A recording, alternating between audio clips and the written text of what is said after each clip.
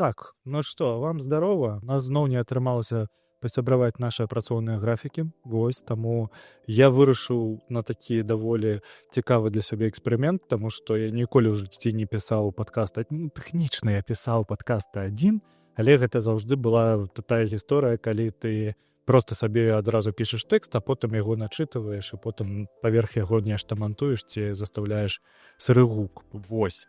А зараз хачу проста паспрабаваць нешта зрабіць сам, імправізаваць, хуё маё, это паважаная літарачка. Вось, першы гікаўскі лайт з адным мной, спадзяюся, і ўдваіх таксама павернемся. Што адбылося на гэтым тыдні? На гэтым тыдні я схадзіў на голы пісталет, і гэта адно з тых кіно, якое мяне насамрэч уразіла, таму што не дарма ён б'е ўсе гэтыя рэкорды, які ён зараз паставіў. Па-першае, за першыя выходныя болей чым 16 мільёнаў, па-другое, фільм ужо перакрыў крысу, мне здаецца, 33 ці 42 мільёны, таму што я вось, калі пісаў для сябе нататку, гэта быў чацвер, зараз дадзеныя павінны былі крыху абнавіцца. Што спадабалася насамрэч? Насамрэч спадабалася тое, што голы пісталет не спрабуе з вами гуляць у тую гульню, што гэта нейкае кіно, якое спрабуе гуляць на нейкіх адсылках, ці яно спрабуе гуляць на вашай настальгіі. Яно спрабуе у пэўнае, мне здаецца, 15 хвілін. Праз 15 хвілін вы пра гэта ўсё забываеце. І я ніколі ў жыцці не бачыў такога, каб у кіно яно было змантавана для тых, каму падабаецца TikTok. То бок, вам прыблізна кожныя 35 секунд там слэш хвіліну вам закідваюць новы жарт. Неважна, наколькі плотны гэты жарт і наколькі моцна ён вас раз'ёбывае, але ў выніку атрымліваецца так, што вы заўжды знаходзіцесь вось у гэтым флоу, дзе вам заўжды накідваюць. Таму, мне здаецца, паглядзець новы голы пісталет з Лемам Нісанам, гэта прыблізна тое ж самае, што пасядзець 1,5 гадзіны ў тыктоке. Па-другое, гэта Памела Андерсон, яна атрымалася максімальна раз'ёбная, і яна максімальна впісваецца ў голы пісталет, таму што голы пісталет сам па сабе гэта кінапародыя, але не кінапародыя на там якоесьці кіно, гэта пародыя адразу на вось увесь жанр. Тут гэта была такая гісторыя, як типікал шпіёнская слэш типікал ментаўская гісторыя амерыканская. Тады, калі ёсць там спецагент які-небудзь, які ўсіх захоўвае і вызваляе з палону. Кіну адзін спойлер. Вось. Мне вельмі моцна спадабаўся панчлайн таго. І гэта адбываецца прыблізна на 10-й хвіліне і ніяк не змяняе сутнасці ўсяго фільма. Таму можна заспойлерыць. Калі не, там матаніца. Кароч, у якісьці момант Лем Нісан прыходзіць у паліцэйскі участак разам са сваім калегай, і яны падыходзяць да партрэту Леслі Нільсона, і ён кажа: «Тата, бла-бла-бла, я вось буду такім жа самым сапраўдным паліцэйскім, як і ты». І ў гэты момант камера ад'язджае, стаіць вось ягоны напарнік, і напарнік таксама сын напарніка Леслі Нільсона, які з 90-х здымаўся ў гэтым кіно. Ці напрыканцы 80-х, там да халеры фільмаў было з ім кінапародыяў. Далей яны так паказваюць, і кожны чалавек у гэтым участцы, ён проста сын ці дачка вось таго актора, які раней здымаўся. Вось, даволі смешненька. Вельмі моцна раю, голы пісталет раз'ёб. Другое. Па-другое, з задавальненнем, думаў, што з задавальненнем пайду на фантастычную чацвёрку. У гэты раз мяне жыццё навучыла, што так-то і так-то не трэба ісці вельмі рана, таму што калі прыйдзеш рана, прыйдзецца 25 хвілін рэкламы глядзець. У гэты раз прыйшлі праз 20 хвілін пасля пачатку сеанса, селі глядзець, гэта, дженерік паебота, чэсна кажучы. Я не ведаю, што пра гэта распавесці. Па-першае, сеттинг вось гэтых альтэрнатыўных 50-х, 60-х ён не зусім працуе, таму што ён, з яго нават даволі кепскі антураж. Там нічога такога няма, там паказан такі ж самы хай-тэк. То бок, але проста вось такі хай-тэк крыху з налётам нейкага фалаута. Таму што ён ніяк не гуляе ў тым, што там неяк не ўплывае на тэхналогіі, ён ніяк не ўплецены ў сюжэт. Ён проста існуе. І гэты фільм таксама ён паказан для тых, каму падабаецца TikTok, таму што сцэны сталі нашмат карацей, сцэны сталі нашмат больш дынамічнымі, яны сталі з такімі даволі якаснымі бачнымі хукамі, якія спрабуюць цябе захапіць, каб табе хацелася паглядзець гэта да канца. Але цалкам сюжэт, вось, мне здаецца, ён зараз на IMDb прыблізна 6.9 адзнакаў яго. Праблема ў тым, што гэта цалкам справядлівая адзнака. Мне здаецца, нават мінус 0,9 зарабіць і зусім добра, бо яшчэ гэта вось тое, што добра кажа пра гэта кіно. Таму што ў пэўны момант Сьюзі Шторм пачынае нараджаць дзіця ў космасе, і праз хвіліну яны ўжо закідваюць срэбраную сёрферку ў чорную зорку. Я не ведаю, што сказаць пра гэтае кіно, таму што даволі шмат хто ад яго ссыцца. І даволі шмат зараз кажуць пра тое, што Марвел павернуўся, але вось мяне не раз'ебаў ні адзін жарт. Іх даволі шмат было, але яны былі там на ўзроўні тыпу дашкалят. Я заўважыў, што тыя людзі, якія прыйшлі з дзецьмі на кінасеанс, магчыма, вось яны сапраўды кайфануць ад гэтага. Дакладней, не самі людзі з дзецьмі, а дзеці, якія прыйшлі на гэты кінасеанс, таму што я вельмі добра памятаю, як мяне мама ўзяла на «Зорныя войны». Гэта быў, мне здаецца, 99-й, што ли, год. Гэта новая трылогія выходзіла, гэта першы эпізод новай трылогіі мы глядзелі ў кінатэатры «Чырвоная зорка» ў Магілеве. Тады на мяне гэта і на мяне, і на брата вельмі моцны ўплыў аказала, і мы вельмі хацелі і вельмі чакалі. Я памятаю некалькі год да таго моманту, калі гэта пакажуць па тэлевізары. У нас быў відзік, але там дакупаць касеты, гэта гісторыя заўжды была пра тое, што трэба дачакацца ці Новага года, ці дня нараджэння. Ты ж не сам там абіраеш, што ты хочаш, і цябе не пытаюцца. А нам любілі набываць, ведаеце, мультики накшталт «Даліны папаратнікаў». І вяртаючыся да Марвела, я не магу сказаць, што немагчыма гэта глядзець, таму што, сапраўды, калі пайсці ў кінатэатр нармальнай кампаніі, а мы пайшлі нармальнай кампаніі даволі вялікай, узяць з сабой нейкіх вкусняшак, як кажа Вадзім Смаколік, пасидзець проста павтыкаць по там 2 гадзіны, гадзіна 52 ці 58 фільм ідзе. Просто вось кіношку, яно нармальна, цалкам сапраўды нармальна, і магу нават параіцца гэта ўсё. Але калі вось, не ведаю, у вас няма кампаніі, ці вам не хочацца назіраць яшчэ адно вось дженерык, нейкую сметніцу, у якой да халеры выкарыстана штучнага інтэлекта. Дарэчы, вось гэта даволі цікавая тэма. Бачна, што на прадакшане эканомілі як толькі маглі, таму што у гэтым фільме там ты же самы Рэд Рычардс, калі яго расцягваюць, гэтыя моманты прысутнічаюць, мне здаецца, разы 2 ці 3 на ўсю стужку, а калі нешта ёсць, напрыклад, калі ён расцягваецца, то там дадаткова паказаны кадр, дзе, напрыклад, проста ідзе рука, і рука толькі адна выцягваецца, каб не паказваць у кадры ўсяго Педра Паскаля. Дарэчы, гэта не адзіны выпадак, калі не паказваюць толькі частку персонажа, таму што другой прыклад гэта Галактус, таму што тут па ўсім кіназаветам аб тым, што злодзей павінен быць аграменным, тут яны выкарыстоўваюць вот гэтую стандартную тэму, што нельга его паказваць цалкам увесь размер. То бок ягоны памер, ён настолькі вялікі, што вось як бы далёка камера не знаходзілася, ён будзе аграменны. Пад конец стужкі паказваюць адзіны кадр, вось дзе яго паказваюць у поўны ўзрост, але ў гэты момант я просто пляснуў фейспалмам сабе па твару. Калі пойдзеце, тады зразумееце, пра што я, таму што даволі такі крынжовенька. Фільмец на 6 балаў, квіток каштаваў 8 еўра і 2 гадзіны майго часу, які мне ніхто не павернець. Той яшчэ не спрабаваў ні во што гуляць, таму што нічога з гэтага мяне не ўводзіць вось у нейкі стан, калі я адпачываю. Таму я вырашыў, што было б няблага пачаць чытаць кнігі зноў. Раней я да халеры чытаў, але што тут сказаць, у апошні час усе мы не вельмі шмат чытаем, акрамя артыкулу «Медзяжаба». Я спрабаваў пачаць чытаць зноў нейкую жорсць. Я пачаў чытаць, вырашыў перачытаць Стівена Кінга «Ззянне».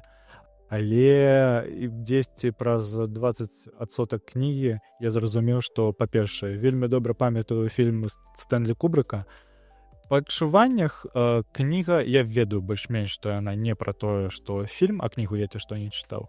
Па адчуваннях кніга адчуваецца як больш псіхалагічная, яна адчуваецца як больш такая цёмная, яна больш нагадвае некую дрыгву, якую ты проста уцягваешся і не можаш дзе яе вылезці.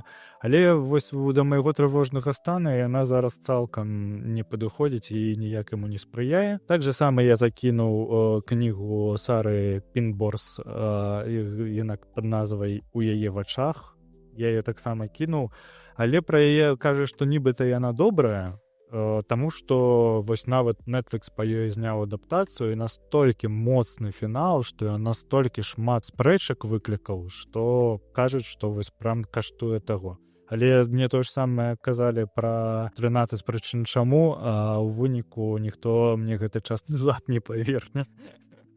Таму я вырашыў, што, па-першае, мне зараз не вельмі моцна падабаецца чытаць вачамі, таму што, насамрэч, мой зрок стаў больш кепскі за гэты час. Як мне здаецца, трэба проста схадзіць да доктара і выпісаць сабе новыя лінзы.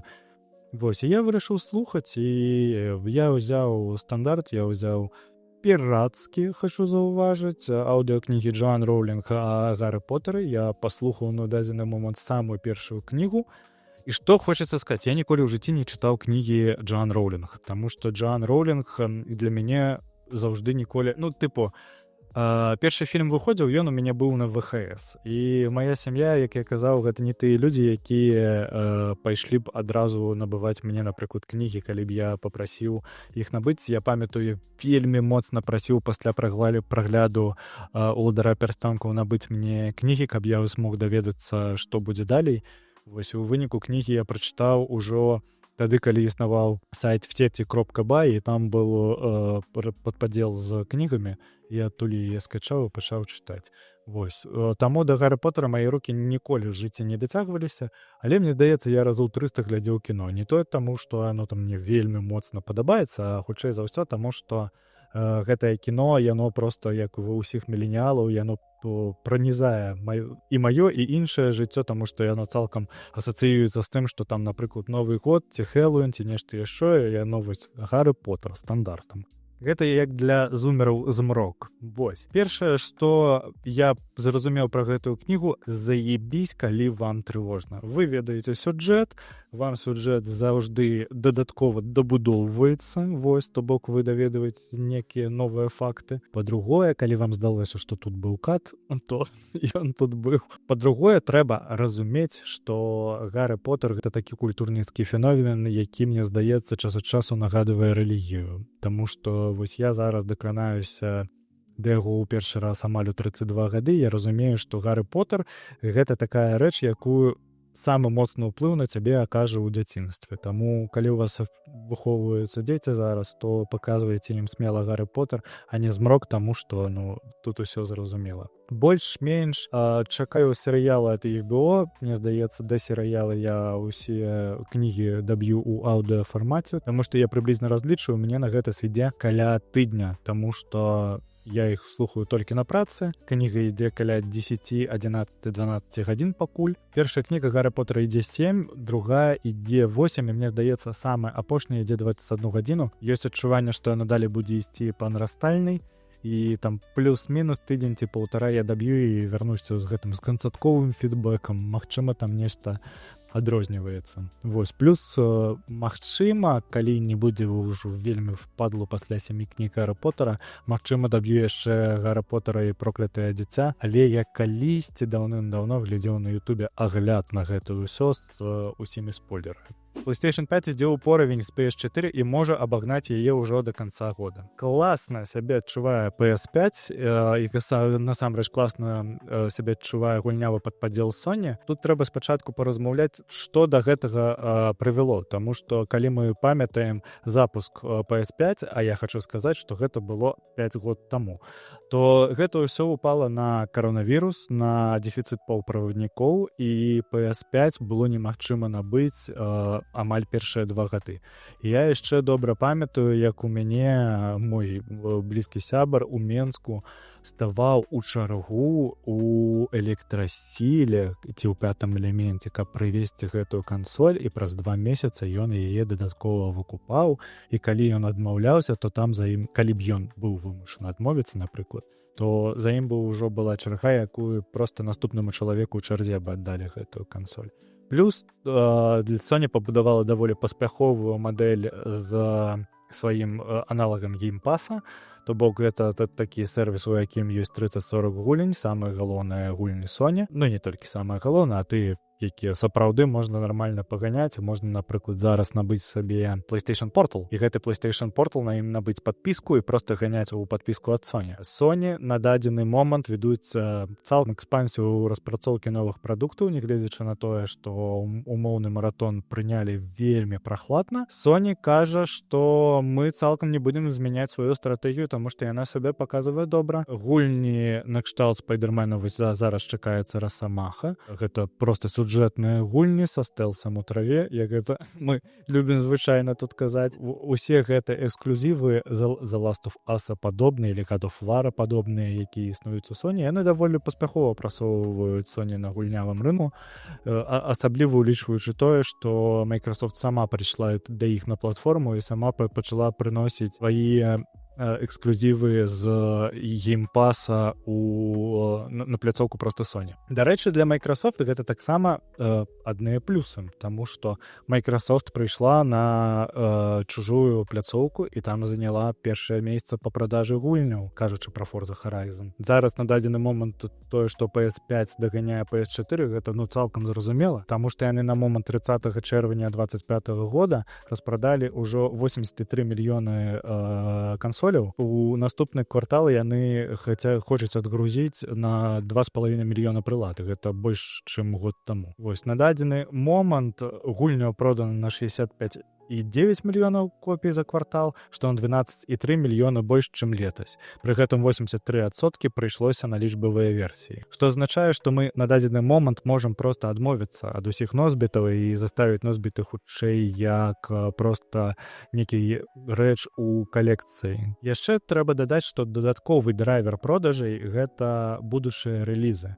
Па-першае, гэта GTA 6, якую вельмі моцна чакаюць, і людзі закупаюцца проста, як кажуць, упрок. Па-другое, гэта Spider-Man і Wolfenstein, які я таксама узгадываў.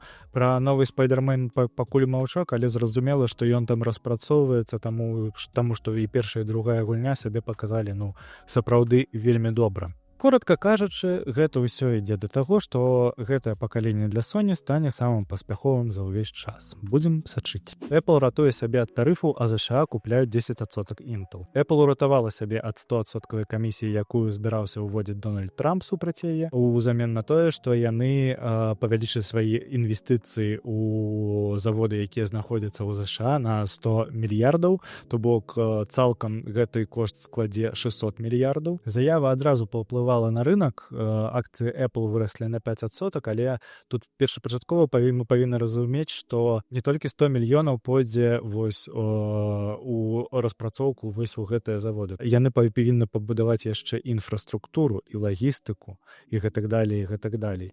Па-другое, на Apple можа вельмі моцна абурыцца Кітай, дзе на TSMC збіраюцца айфоны, і ці Індыя, дзе таксама гэтыя айфоны збіраюць, і яны таксама могуць увесці свае санкцыі. Вашынгтон пайшоў яшчэ далей. Дональд Трамп асабіста абвесціў, што яны набываюць 10% ад Intel. Усё гэта стане часткай праекта Silicon Heartland, які пабудуецца ў Агайі, і з сабой будзе ўяўляць такі аграменны завод па вытворчасці чыпаў. Рынок на гэта адрэагаваў, зразумела, так жа, як і на навіны ад Apple. акцыі падскачылі спачатку на 5, а потым пад канец дня ўжо і на 9%. Але аналітыкі папярэджваюць, што гэта ніяк не вырашае праблем, якія ўжо ёсць. Напрыклад, гэта моцнае адставанне ад TSMC, дзе гэта робіцца ўжо і там пабудаваны ўсе тэхпрацэсы, а ўнутры ЗША гэта не пабудавана. І дальнейшае ўцягванне дзяржавы можа ператварыць Intel у проста звычайны інструмент палітыкі Амерыкі супраць Китая. Microsoft афіцыйна ў сваім падкасце пад назвай Windows 2030 Vision абвесціла пра тое, як будзе выглядаць агентная сістэма, яны гэта называюць так, агентная аперацыйная сістэма. Вось, гэта платформа, якая цалкам не чакае ад вас каманд, а ўжо спрабуе надалей зразумець, што вы ад яе хаціце, і плюс яна утрымлівае ў памяці той кантэкст, які ўжо дагэтуль адбываўся. На дадзены момант даволі складана сабе уявіць, наколькі мы будзем згодны цалкам адмовіцца ад інтэрфейсаў. Таму што, ад тых інтэрфейсаў, якія мы цалкам сабе уяўляем. Таму што Microsoft на дадзены момант распрацоўвае WinUI, яна ўжо адкрыла заходны код для Windows, а цяпер распрацоўвае да яго і API. У свежых інсайдерскіх зборках ужо сустракаюцца згадкі Agentic Companions, а таксама Windows Agent Arena, тэставым асяроддзем, дзе правяраюць паводзіны AI-агентаў. Паводле слоў кіраўніка Microsoft па Windows, наступная версія AES стане амбіентнай, мультымадальнай і кантэкстна усведамляючай. Першыя прылады на базе такой сістэмы чакаюцца у лінейцы Surface Laptop 8, а стратэгія Сатья Наделла прама адказвае на ператварэнне Windows у глобальную платформу для агентага штучнага інтэлекту. І тут даволі прышпільна тое, што 7 жніўня чат GPT выкацілі 5-ю версію, OpenAI выкацілі 5-ю версію чата GPT. Адразу на іх палілося лайно пра тое, што вось ён якісьці не такі. Ілон Маск пачаў крычаць пра тое, што Грок лепей, Perplexity таксама там выкацілі паралельна падпіску ў Індыі, мы пра гэта крыху пазней з вами паразмаўляем. І на ўсім гэтым хайпе ніхто не заўважыў адну даволі прышпільную рэч. От чат GPT-5 з першага дня, як яго прэзентавалі, адразу ўбудаваўся ў прадукты Microsoft. Ён ёсць у Microsoft Teams, ён ёсць у Azure, ён ёсць і ў іншых сервісах Microsoft. То бок і ў Copilot у там ліку. Калі астатнія кампаніі, такія як Anthropic, такія як Perplexity і гэтак далей, яны думаюць над тым, як яны яшчэ будуць зарабляць далей на сваім штучным інтэлекце і як у іх павінна зараз адбывацца манетызацыя, акрамя вось гэтай про-падпіскі, пакуль сервісы развіваюцца, мы за іх плацім мала. І плаціць 20 еўра на месяц за Perplexity ці чат GPT, гэта сапраўды мала ці за курсор. Хутчэй за ўсё, яны далі будуць строіць значна болей.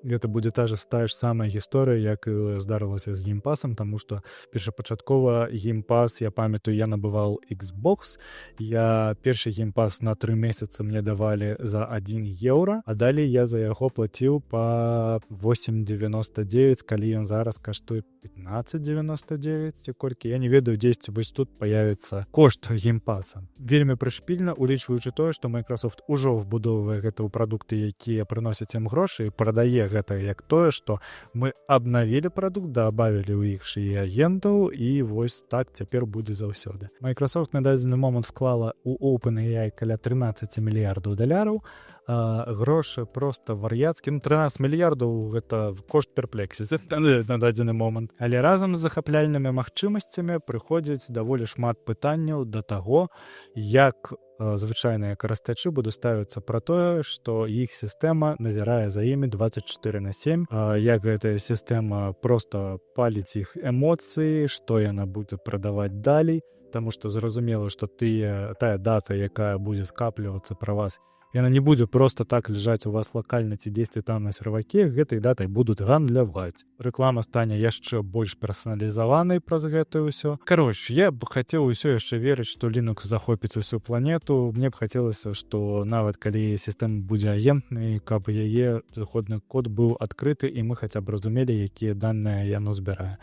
Таму што на дадзены момант мы вось зараз не разумеем, якія дадзеныя пра нас збіраюцца ў той же macOS, якой я карыстаюся, у Windows, і плюс-мінус мы гэта больш-менш разумеем толькі ў Linux, але не ў Android. У Android таксама іх там тыпу вельмі шмат розных варыянтаў. Цалкам Microsoft упэўнена ў тым, што вось толькі такі агентны фармат і выведзеце Windows да поспеху. Тут толькі час пакажа. Сэм Альтман і Ілон Маск зноў пасварыліся.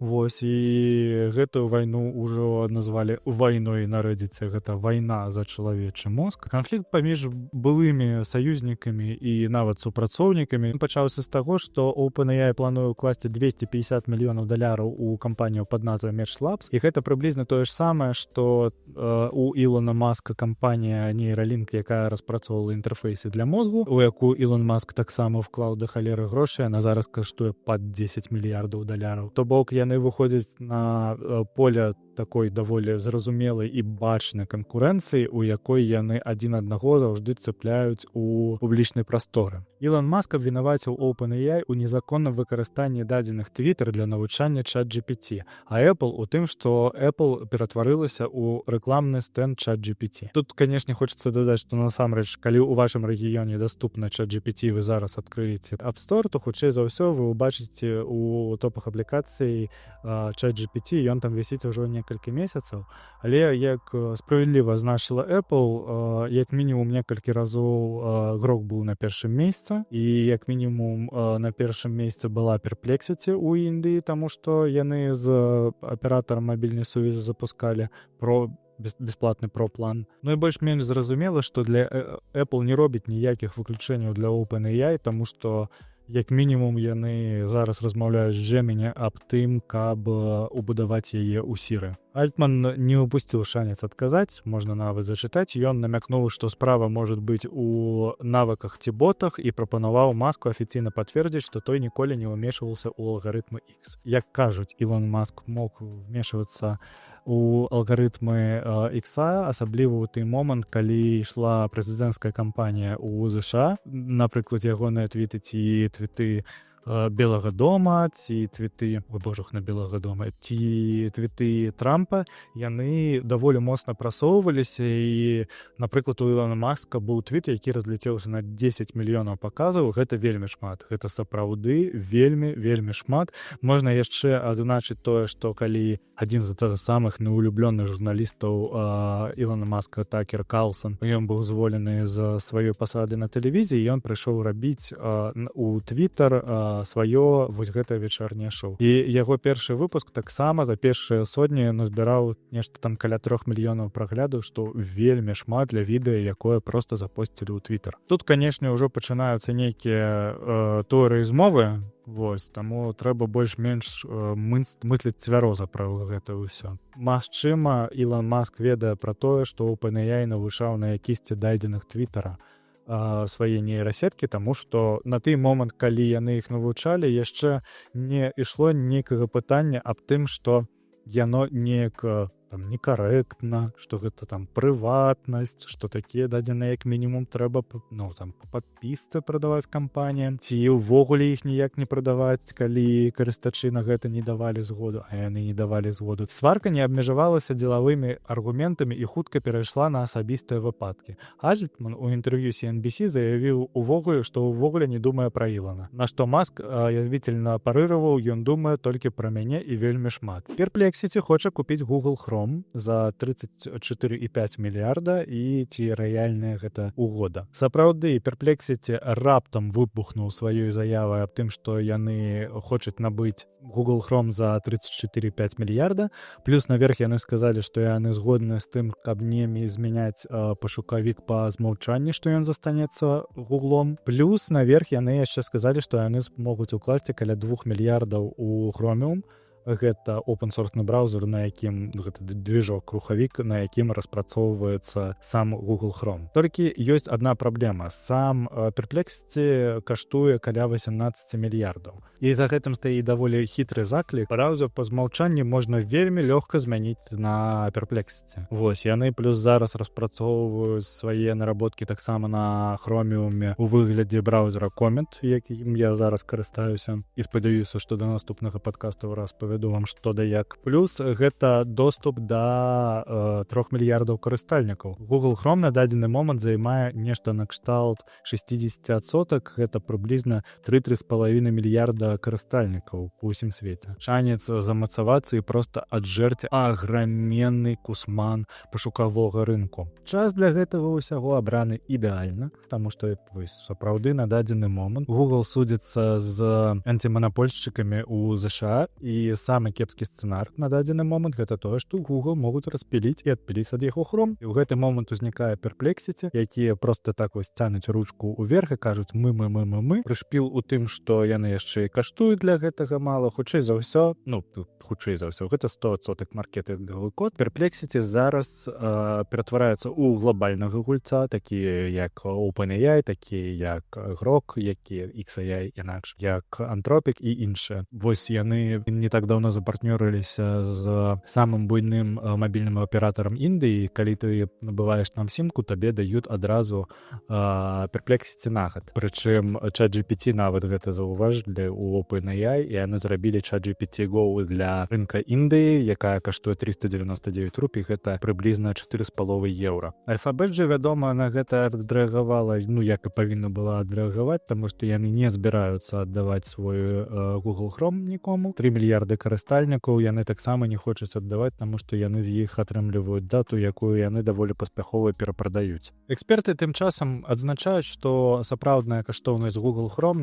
ніхера не 35 мільярдаў, а каля 50 мільярдаў, то бок Perplexity занізіла кошт прапаноўваемы за гэты браузер. З чаго можна рабіць вывад, што гэта проста ўсё гучная заява, але даволі хорошая, таму што на дадзены момант Perplexity гэта топ-1 аплікацыя ў індыйскім App Store, і гэта кажа даволі шмат.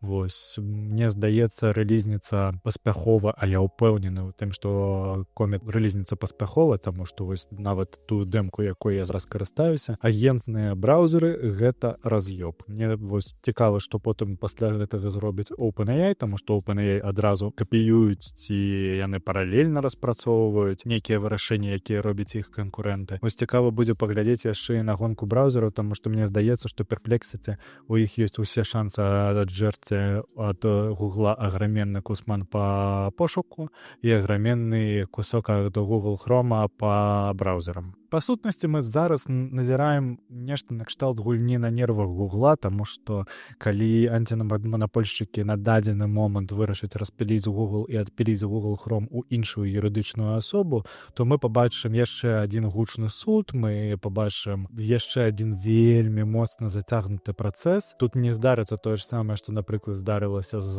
Atari, калі кампанію проста падзялілі на некалькі частак, і яны разышліся як у мора караблі. А Perplexity на дадзены момант дасягнуў галоўнага. Яны выйшлі на глобальны рынок, і зараз іх параўноўваюць адразу. І з Гуглом, зараз іх параўноўваюць і з OpenAI, і даволі малайцы ребяты. Белла Рамзі хоча стаць чалавекам-павуком. Пожухна бедная Белла Рамзі. Кожны раз, калі яе імя ўзнікае ў інфармацыйнай прасторы, Белла Рамзі ад людзей у інтэрнэце проста не захуй атрымлівае па шапке, як па мне. Вось яна сказала, што хоча згуляць новага чалавека-павука, і што она могла стаць цудоўным Спайдзе, а Том Холланд цудоўна справіўся, але, магчыма, Марвел варта прыдумаць новага супергероя спецыяльна для мяне. У свеце таго, што на дадзены момант Педра Паскаль павернуўся таксама ў Марвел, і ён зняўся ў фантастычнай чацвёрцы. І тут, канешне, гэта вельмі моцныя магчымасці для самой Беллы Рамзі, і гэта вельмі моцныя магчымасці як для заробка, так і для дальнейшага кар'ернага руху. Найбольш дзіўнае ў гэтым усім тое, што сама Белла Рамзі паглядзела свой першы фільм у сусвеце Марвел некалькі месяцаў таму. Гэта быў Чалавек-павук з Эндрю Гарфілдам. Вось яна астатняя на не глядзела, але ведае пра тое, што там 3 розных цыклы і што ідуць вельмі моцныя спрэчкі. Яна вырашыла іх проста стапануць і сказаць, што найлепшым чалавекам-павуком будзе яна. Ці дзяўчынай-павуком, як правильно казаць, не ведаю. Але факт застаецца фактам. У Беллы Рамзі сапраўды есть суперсіла, і гэтая суперсіла вытрымліваць той ціск, які яе абурыўся ў інтэрнэце. Рон Фергюсон узначаліў Bioshock 4 пасля масавых скарачэнняў у студыі. У Bioshock зноў праблемы. Туды Клауд Чэмбер, якая ўжо 6 гадоў стварае чацвёртую частку культавай гульні, страціла траціну каманды каля 80 чалавек. Праект афіцыйна не адменены, але рэліз адкладзены на незвычайны тэрмін. Паводле Bloomberg, гульня, якую анансавалі яшчэ ў 2019, перажыла ўжо некалькі перазапускаў і не мае нават дагэтуль канцэпт-арту. Сітуацыя здарылася настолькі сур'ёзна, што прыйшлося клікаць Фергюсона, а Фергюсон гэта ты чалавек, які вытаскиваў из вытворчага ада Diablo 4, ён жа вытаскиваў і Bioshock Infinite, у якога таксама ўсё было даволі кепска. Для гульні гэта азначае адно, гэта азначае яшчэ дадатковае скарачэнне, 80 чалавек. Цалкам не стоп, новы перазапуск, таму што нават калі што у штосьці распрацованае, хутчэй за ўсё яно ўсё пойдзе пад нож. А на дадзены момант там існуе гульня, якая, як кажуць 2K, яна не кепская, але не дацягвае да Bioshock і не дацягвае як быць проста часткай гэтай франшызы. Таму перад Фергюсоном стаіць цалкам нетрывіальная задача стварыць нам Bioshock. Вельмі шмат усяго змянілася ў рынку. Моцна змяніўся сам гульнявы рынок. У 2019 яшчэ не было, напрыклад, пандэміі не здарылася. Не здарыўся рост сервісаў, не здарыўся змяненне цалкам гульняў, таму што самі гульні, як вы памятаеце, у нас сталі больш сесійнымі. Зараз гульні гэта не пра тое, што сесть на 8 гадзінак заліпнуць, а большасць людзей любяць заліпнуць і на 2 гадзінкі перад вечарам паглядзець кінца і пайсці спаць. Па-другое, вельмі моцна змяніліся Immersive Sim. Сапраўдных вялікіх буйных Immersive Sim'аў не выходзіла. Кіберпанк не стаў Immersive Sim'ом, хаця ўсе чакалі, што гэта будзе нешта накшталт Deus Ex. Хаця, божух, хто памятае, хто што чакаў ад кіберпанка на запуске. Я бы хацеў пажадаць усяму гэтаму поспеху, таму што цяпер, калі Фергюсон стаў часткай каманды і узначаліў, у гульні ўсё стала даволі туманна. Рэліз, які планаваўся на канец 25-26, ён ададвінуўся на 27, 28, 29, а можа нават і на 30, таму што 5 год для распрацоўкі гульні гэта не так шмат. Аптымісты кажуць, што не раней за 2028, але магчыма, яна і ўвогуле не выйдзе. Сам жа Фергюсон сказаў, што умее даводзіць да канца складаныя праекты, але цяпер перад ім самы даўгабут у гісторыі Take-Two. Калі ў яго атрымаецца, мы нарэшце ўбачым новы Bioshock, магчыма, ўжо на наступным пакаленні кансоляў. Дзякую вам вялікі за тое, што паслухалі, дзякую вялікі за тое, што націснулі на гэтую падабайку, ці заставілі каментар, дзякую за мову, ці што падыйдзе. Вось, лайк, шэр, патрыён унізе, да свідос.